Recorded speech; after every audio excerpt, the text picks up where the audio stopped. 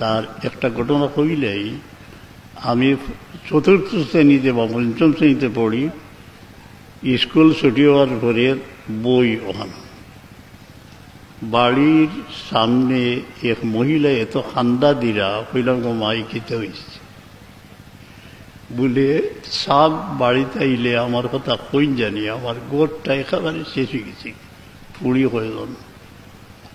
তোমার বাড়ি কোনানো বেশি দূরই না, বগলো রয়েছে বই গেছি গিয়ে, উফ বড় নাজে আলো খান্দিল। আইলাম আবার বাদে আমার মাই ডাকিতাম আমরা, বাবারে বাবা, মাইয়ে গরম হয়েছিল কইলে গেছিলে কই বলে বেটিয়ে হাতে ধরি লইয়া গেছি।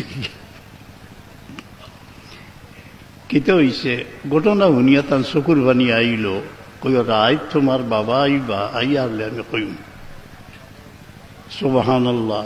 এমনভাবে তার সামনে আমারে বুয়াইলা যে আল্লামা ইকবালে ফরমাইছেন তুমি যত বড় মা বাবার সামনে বইতে সময় শিশুর মতো বইও।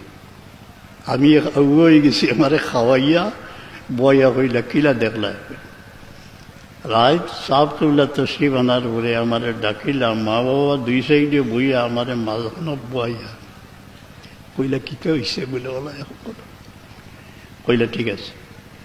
ও যেইনি তাই ইন্তজাম করতা তানে কইলা খাইল গড় বানাও সন্ধি বানাই লইত গেছি তার লগে গিয়া ইনো যে সন ইটানি লাগে ইটাত লাগিছে গিয়া ইটা হরুতারা তোর ইটা কোনো পড়ি যায় ডং করিয়ার।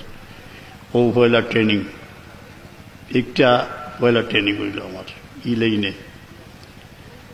এরপরে মাশাআল্লাহ গড় হইয়েছে কি, এই যে আমার শৈশব স্মৃতির থেকে বলছি, যারা মা বাবা জীবিত আছেন বিনীতভাবে তাদের সামনে বসিও দোয়াল হইলে এখন দুয়ার যে খুলিয়া দিবা এটা খেয়েও বন্ধ করতে পারত না।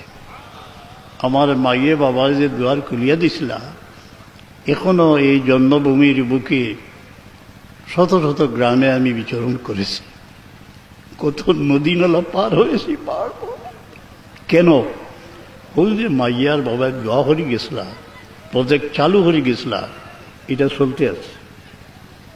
আরো অনেক জিনিস আগে যা পয়সা লাগতো আমি হইতাম না, সাপ টেবিলায় দিলেইতাম। আর আমার মা আসলা উৎস যে মাইয়া হইতা ফুয়ায় যে ও হইছে ওটা নৌকা বল ঠিক আছে ও চলতো। একটা ওভাবে আসিল। শেষে একটা আমরা রেজিস্ট্রেশন পাইছি লতিফি হ্যান্ডস হইয়া দোয়া করবা এই খেদমতটা আল্লাহ জারি রাখতা। কিন্তু যেন যাই আমি আমার মনে হয় যে এইটা আমার মাই বাবার দোয়া।